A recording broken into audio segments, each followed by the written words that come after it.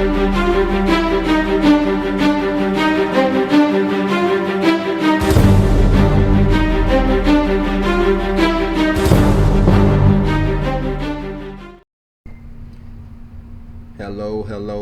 and welcome to the Court Off Experience. We're here at Talk Ohio State Buckeyes and college sports, talking sports from the fans' point of view.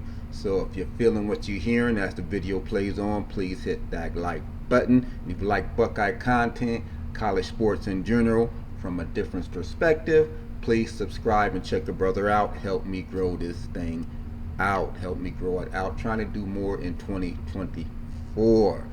Long off season, going to touch on that just before we get into the game. Long off season, didn't do any postings during the off season because really wasn't much to talk about, honestly. I mean, the portal came and went, we killed it. A lot of folks weren't happy that we killed it, but what did they think was going to happen when Ohio State truly got invested in the portal and NIL? You saw the results this year. We killed it in the portal, addressed a lot of needs, a lot of areas, brought in some of the better players from around the country to fill some much needed holes. So portal, Ohio State won it this year. Enough said, enough done. What did surprise me though about the transfer portal was the 5 quarterbacks. I said late last year we got 5 going into the spring game, but I doubt we're going to have 5 following the spring game. And lo and behold, if we do not start the season with all 5 of those quarterbacks still on the roster, I for one am shocked. If you thought all 5 of them were going to be here, you should have took that and went to Vegas with that, because I would have thought that by now one of those guys would have transferred out. There were some serious rumors. Our boy Air Nolan was considering it, but they shut that down real quick. Pops came out and said he ain't going nowhere.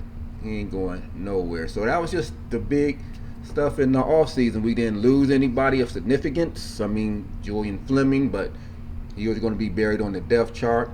Dallin Hayden.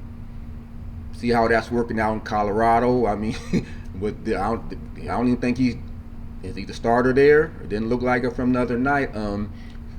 I'll trade Quashan for Hayden any day. So I think we did really well in the portal. Other off-season news: Archie Griffin got his statue. Kudos to him. My thing is, why it took so long? Why it take so long to give Archie a statue? He should have had that years and years ago, but hey, long overdue, but he got it. He deserved it, and quite frankly, he might go down as the only 2-time Heisman winner the way things are shaping up. I just don't see anyone sticking around long enough to win 2. Unless you get it your freshman year, I don't see it. I mean, it may not happen in my lifetime, but I don't foresee a circumstance where that's going to get duplicated. Archie may go down as the only player in history of college sports to win the Heisman twice. So kudos to him, and much deserved recognition for Archie Griffin. And then lastly, some of the realignment talk, ain't going to get into too much this time. There'll be other opportunities to talk about that, but do want to welcome in, USC, UCLA, Oregon, and UW. So it should make for an interesting conference race this year. I do think the Big Ten, yeah, you guys still call it the Big Ten. I don't think they changing that name anytime soon. It's branding. It's all about the branding. You ain't changing the name. They can probably go to 30 teams. We still gonna be called the Big Ten. It is what it is. But welcome addition. I do think Big Ten is. I think I might pit them just a little bit over the SEC. It's a strong conference. I like the additions. I think it makes the Big Ten a really strong conference. But we will get more into the realignment talk later. We're here to talk about the game. Practice, though, we ain't talking about practice no more. We talking about the game. The first game, if you want to call it a game. A game only in the sense they ain't butting heads with each other in practice. Because honestly, Akron, the first quarter left a little bit to be desired, but technically, was this really a game?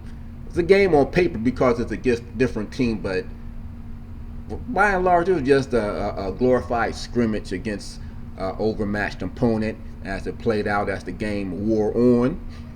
As it wore on, you could see it was just the talent level was just superior on Ohio State's end, as it should have been, and that's how it played out. So it was a good test. Akron came to play, and they played their butts off that first half. So with the final score, despite all of that, all what they did, despite the slow start, still at the end of the day, Ohio State walks out of there with a win, 52-6 over a game Akron team. So we knew it was going to be a glorified scrimmage. But if it's anything other than that, yeah, we're going to be somewhat worried if it came out. If the score wouldn't have been, 17-0 after 17-3 after half. Even I was scratching my, I was like, what the hell going on here? So you can imagine what some of the folks were saying on some of the sites I visited during the game. Just some of the comments and stuff, and yeah, they the usual suspects is dragging Ohio State through the mud as usual. Like I said, every fan base has those, and that first half left a lot to be desired. Let's be honest. But some standouts for the first half, all stuff aside, I thought Will Howard, just the big things I wanted to see in this game was how Will Howard was going to play and how the offensive line was going to play. I think those are the two biggest question marks coming into the season. You guys drove Kyle McCord off. Y'all drove him off, let's be honest. Y'all drove Kyle McCord off. So I wanted to see how Will Howard was going to do. And of course, big question mark, offensive line. You got all these skilled people. You have all the skilled people in the world, but if y'all can't block, which we had trouble doing last season, all those skilled people ain't gonna mean nothing if you can't block. So I was really interested in seeing how the offensive line was going to perform and how Will Howard was going to adjust being in a big time environment like Ohio State. Kansas State, good program. A lot of starts there, a lot of experience under his belt there, but Ohio State's a different beast. It just is. And I thought he played really, really well once they got situated. Those first couple throws, and not all of them was him. Let's face it. We're going to talk about my boy Jeremiah, but he had a drop. He had a couple. Will Howard had a couple drops, and people they either didn't see the drops or anything else, but you already had the comments. The first 3 or 4 throws, I thought Kyle McCord transferred out. Looked like he's still here. I'm like, we ain't doing this again, are we? Are we really gonna do this again on the first series? Or we gonna do this again on Will Howard? I hope this ain't gonna be a season-long thing with Will Howard, cause I don't know. As the quarter wore on, I don't know what they were seeing. Finally, so folks had to cheap in and start giving Will Howard some love, because I thought he played great. Drops are drops, jitters are jitters. They had some first-time new quarterback, new system, new coach, Chip Kelly. He's experienced, but new coach. 3 new starters, maybe 4 along the offensive line, and they're missing Donovan Jackson. New receivers outside of Ibuka and Tate that had significant experience. So you had a lot of stuff going on in that first quarter. The first drive showed it. It is what it is. I thought they could have fed Henderson more. I mean, like the first drive alone, he popped off for 9 yards. They ended up punting. Just give him the ball again. Just give him the ball. I know what they were trying to do with the screen pass, and if Jeremiah caught it, he may have scored because it was right in his hand. Right. I said, first catch. But like I said, we're going to get back to Jeremiah because he more than made up for it, right? Didn't he, though? But so people were just, like I said, you know how some fickle Ohio State fans can be. Saw it all last year. How the offense did not get off to a great start. And of course, it's Akron, so that made it even worse. And I ain't going to post all this stuff up there. Y'all Y'all know how Ohio State fans can be. You thought it was the end of the world following that first drive. But I thought he played good. I thought the offensive line, for the most part, played well. Um, yes, it's Akron. I know it's Akron, but they played well. A lot of new starters playing against a new team, new scheme. Not a new team, but a different players outside of your own defense. In Akron, they mixed it up. I thought the interior played well throughout the course of the game. Yes, they got some pressure on them, but it wasn't up the middle. Akron brought a lot of pressure, a lot of folks off the edge. So basically, I thought the offensive line did well for a first game. They got some stuff to work on, obviously, as the whole team does, I think, in general. But I thought the offensive line performed good given the circumstances and given the opponent. They did what I thought they should do. They looked good like I thought they could look against the opponent. I mean, if anything, like the announcers mentioned, Akron does have a good front on the defensive thing, and they played in spurts. They played really well. But that's over the course of the game. Obviously, just the depth and the bulkiness of Ohio State's line shone through, and that meted out the way the course of the game. But those are the two things I was looking at. Will Howard, and I thought he did really well. He's hard to bring down. Like I said, they got some pressure on him. Some of their blitz packages, and we're going to talk about some of those blitzes. But they got to him a couple times on some of the blitzes, and he avoided the sack, got out of the pocket, and ran. We ain't seen that in a couple years, a quarterback run when he had the opportunity to run. And it was a good sight to see a quarterback actually run and get some yards when it was there for him to take. And that's one of his strong suits. That's what he's known for, is being able to bring that dual threat capability to this offense that's quite frankly hasn't had it for quite some time. Justin Fields maybe. Not quite Justin Fields-esque, but he brings that ability to scramble and run, and I think that's going to bode well throughout the course of this year. And like you said, they had him a couple times, and he was able to scramble, move around in the pocket. Like I said, he's a big dude. He's hard to bring down, and so I think that's going to play out well during the course of the year. But that's the big things I was looking for throughout the course of the game. And again, the first half jitters, 17-3. Yeah, your brother was scratching his head as well, cause Will Howard looked good, but the offense in general just like I said, some of the things that crept up in that first half plagued the offense last year. Untimely penalties and just stuff of that nature. Drops. We had a lot of drops in the first half, and just some of the play calling left something to be desired. I thought they could have fed Henderson a lot more than what they did. I think he was averaging over 6 yards a pop when he did get the ball. Yeah, they stuffed him a couple times. They stuffed Judkins a couple times, but the lanes were there. A couple occasions I thought they could have just ran the ball again instead of opting to throw some of those pick routes that it wasn't working. They kept going to it. I was like, come on now. The first pick route didn't work, and y'all gonna try the pick route again. Akron, they had that on lockdown. It did not. Those pick routes were not working. Let's run the ball. You got a two-headed monster in the backfield. Run the ball. So I thought that first drive set a bad precedent for the whole half in general. Like I said, the first drive, Jeremiah.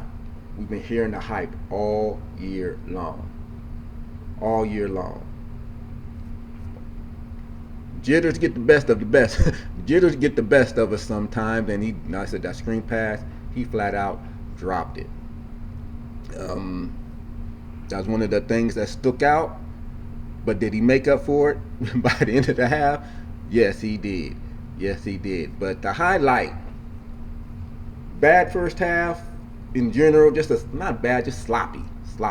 I thought Howard looked good. Jeremiah redeemed himself in that first half. But the play for me in the first half was Henderson. Now we know he a speed back. We know he's shifty and he did his thing running the ball. But what impressed me most about Henderson in that first half was him picking up that blitz. Like I said, that's how Akron was getting their pressure because the interior line, they held their own. They pretty much gave Will time to throw the balls. The blitzes that got to him and had him scrambling around some. But y'all know what play I'm talking about because they highlighted it. If you don't know the play I'm talking about, then check it out. Check it out. And you see, as you can see, not only did he step up and make the block, he planted the dude. Now that's what you call picking up the blitz, like Danielson said. That's how you pick up a blitz. And you don't think an NFL scouts see that? You see a dude that can run like this, and he can also pick up the block like that. That gonna serve him well in moving forward once he heads off to the NFL. But to me, that was the highlight of the first half, was the block. And of course, Jeremiah made his catches, redeemed himself. So, and yes, by the end of the day, you can see he the real deal. He is the real deal. This offense is going to be scary good, and I think he's going to end up being the leading receiver. And that's saying a lot, given that we got a Mecca. You saw what Carnell Tate can do after the catch. You saw Brandon Ennis on some of the punt returns. Jeremiah's the real deal. And now we saw Travis Hunter the other night, North Dakota, and they need everything that Travis brought to the table to get past North Dakota State and Colorado. They need every bit of what Travis Hunter did, and Travis Hunter made some big catches. But y'all saw the catch Jeremiah made. That second half, they finally let the ball rip. And that was one of my complaints about the first half. They didn't challenge Akron downfield. Well, they let the ball rip in that second half. And y'all know, y'all saw the play. Homeboy had Jeremiah by the arm, and they just commented on the catch. One-handed catch, guy all over him.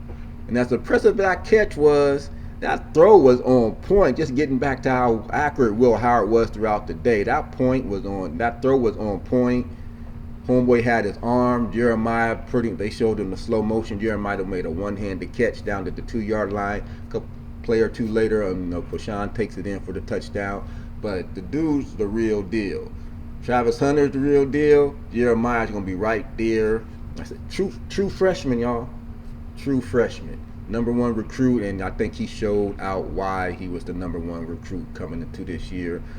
Pretty much outgained Akron in the first half by itself when it was all said and done. So made an outstanding freshman debut in terms of receivers. I think they posted since 1996, the first true freshman to have two TDs in his debut. So he's only going to get better as he gets more comfortable with the offense, as he gets more familiar with Will Howard. The line can continue holding up. This offense is going to be scary good once they start to gel. It takes the offensive line a couple games to gel. A lot of new bodies, new scheme, new coach, new play calling. It's going to take a while for the offensive line to completely gel, but once they do, this offense, I really believe, is going to be scary.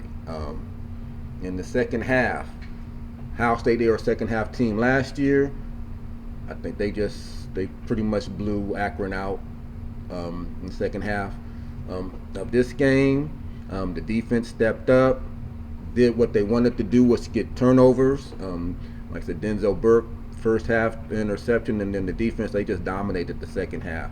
And they do no favor. Akron didn't do themselves no favor by keeping that quarterback in there. I thought they did that young man a disservice. Even the announcers even asked the coach straight up, what's the situation of Finley? You know what? He looked banged up. Oh no, he passed concussion protocol because he's good, so he's good to go. Y'all seeing something that ain't there. That's what he told the sideline reporter. That's what she said. He told her. But if you saw him throughout the course of that game, he wasn't holding his head. You could tell his ribs were jacked up, his sternum was bruised, and they kept running him. I was like, the moment after she made that report, dude got knocked out of the game because he did another RPO. I thought they did that young man a disservice. The dude's tough as nails, but you can only take so many hits. And I thought they did that young man a disservice by keeping them in the game and running the plays they were running. But he's a tough kid. But come on now, y'all did that quarterback dirty by keeping him in that game like that. If the booth can see it, I don't know why the coaches couldn't see it. And y'all talking about concussion protocol. Nah, he wasn't concussed. He may have some broken ribs at the end of the day, but he wasn't concussed. Y'all should have took him out. Dude could barely breathe. You saw him on the sideline, so I felt for the young man. But the defense, after Akron, unfortunate because they had the little package here with their two quarterbacks. They presented some problems with Ohio State. Busted a couple big plays here and there, but overall the defense was dominant. They did what I thought they needed to do, giving the opponent, got the sacks, got the turnovers, and they're going to be good. And again, they're only going to get better. Like I said, Cody Simon didn't play, gave some other opportunities for some younger dudes to get into the game, and they were dominant. They're going to be good. There's nothing else to say about the defense. They did what we thought they were going to do, giving the opponent. And good thing about being 1-0, you got a chance to go 2-0. You said the first half left a lot to be desired, but at the end of the day, 52-6. They look like a really they look like number two team when you see what's going on in some of these other games. And, Georgia looked. Speaking of some of these other games, Georgia looked really good. I mean, it was Clemson. I mean, Dabo. It's hard to feel sorry for Dabo, I don't, honestly. But Clemson, they got punked in this. They held their own that first half, but second half they got punked. And I ain't crying shedding no tears for Dabo Swinney and Clemson, but Georgia owned them that second half. They look every bit like the number one team in the country thus far, giving the opponent, or maybe Clemson just isn't that good. We don't know. That's yet to be determined exactly how good Clemson actually is, because based on that second half performance, not so much. And Georgia was missing their starting running back, I believe. So it's be interesting to see how Clemson's year plays out, because they did not look good at all that second half. Outside of Georgia, the most impressive team thus far has been Miami. Yes, Florida, but they went to the swamp and spanked Florida. So again, I think talking about coaches on the hot seat, everybody wants to put Ryan Day on the hot seat. Is there going to be another coach outside of the PJ Fleck? Because they want him out of Minnesota, like. But Florida, is that coach not on the hot seat, getting blown out by Miami at home? And that was a game he wasn't even close. So Miami looked good. Who didn't look good was Florida State. And I felt for Florida State. I thought they should have got in last year. And I gave them a pass on their bowl performance last year, because I wouldn't have wanted to play either, because they got screwed over. But to come out off of that and you want to make a statement and you lose to Georgia Tech, that's not a good look. And from looks of things, the ACC is going to be Miami's to lose, because who's going to challenge them? Well, Clemson didn't look good. Florida State, you lost to Georgia Tech. I mean, so their saving grace is a 12-team playoff. That's the saving grace for a lot of teams. It's a 12-team playoff, so they got a chance. But they did not look good against Georgia Tech. You can't lose to Georgia Tech. But so it's going to be interesting to see how this first week has been interesting. Some tight games as I'm doing this video. Some tight games going on right now. Talking about struggling in the first half. Oregon 14-0 over Idaho. Michigan into the third quarter 10-3 over Fresno State. So for all those folks whining about how Ohio State looked in the first half, it's first game. First game, a lot of new people, and yes, some teams dominated right out the gate, and some teams took a while to get their footing. So we'll see how these other games played out. But Going back to how folks were riding Ohio State in their 17-3 halftime thing, just look at some of these other late afternoon games and how they're playing out so far. I'm not to say they're not going to end up being blowouts like Ohio State did, but it takes a while to get some things going. So we'll see how those games actually end up. But so right now, those Michigan in particular, we're gonna talk about Michigan later. Gonna talk about them later. Don't want to get to the Michigan stuff right now. But it's interesting how that game plays out. Be interesting to see how the Oregon game plays out. But it was a good week one. I think it was a good test for Ohio State. They got some stuff to work on. Obviously, like all teams do. That's you make your biggest improvement between game one and game two. At least that's what they say. And that's normally been true to fruition. Is you make the biggest jump in improvement between game one and game two. So they should come out a lot better next time out when they hit the field. They shouldn't take them a whole half to get started. But I thought all in all, given the opponent, they look good. I think they accomplished some of the stuff they wanted to accomplish, get their quarterback established, get them comfortable, work some of that offensive line, and just make sure the defense doesn't fall off, and get your receivers acclimated to your quarterback. Carnell Tate got in there, got his. So all I say, you saw what he did after the catch. A Mecca's going to be a Mecca throughout the course of the year. That was a touchdown. He had control of the ball. The ball was able to, I don't know. Is it the same as the NFL? I don't know.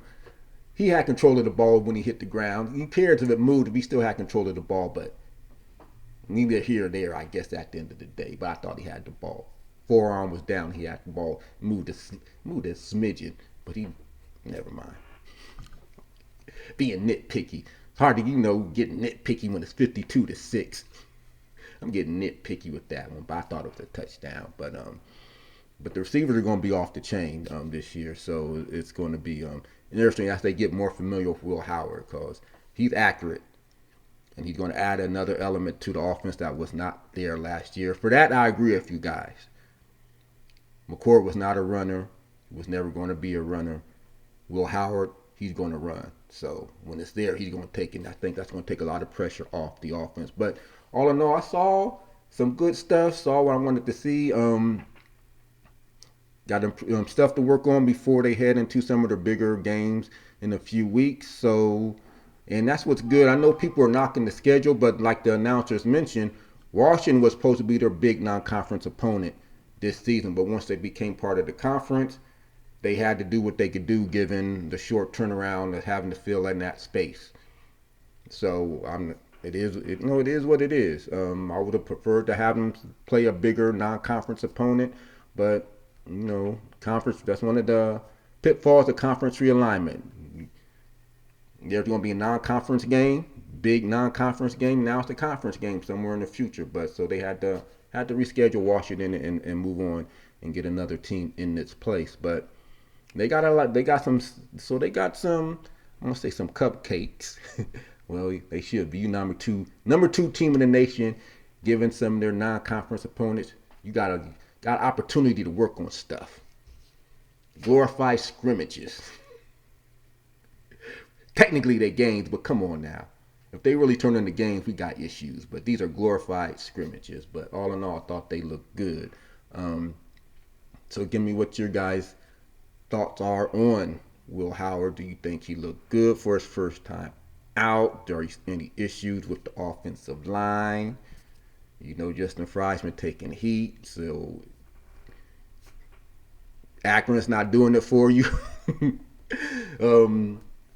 He's on the recruiting trail. He took some losses. He finally got the Jaden kid, the commit. So it's bad when you got Brian Hartline doing what he's doing, and you got James Laurinaitis coming in doing what he's doing, and then you got a rejuvenated Larry Johnson doing what he's doing. So everyone's eyes is on Justin Fry and why he's not bringing in bigger recruits, even though they are we got a bunch of 4 stars. So he just got to develop them. Out of the bunch, he may have the most 3 stars, whatever. Some people are caught up on the stars, but Justin Fry, when you got those 3 recruiting mega coaches going on, and you're struggling bringing an offensive lineman, the eyes are going to be on you. So we got to see what Justin Fry is going to do in terms of that. And if he can't recruit them, you better start developing them and coaching them up. So that's what's going to see how that plays out next week and how the offensive line actually performs. So again, fans' point of view, if you agree with anything I say, if there's something I didn't bring up that you saw in the game that you like to see him work on, please put it in the comments. I always try to respond to everybody, good, bad, or negative. Disagree, agree, whatever. Put it in the comments, and I try to hit everybody back. So again, if you're feeling what you're hearing, please hit that like button. If you want to college talk, football talk, college sports, Ohio State Buckeyes in general from a fan's point of view, please subscribe. Help a brother grow this thing out. So until next time, OHIO, go Bucks. I'm out.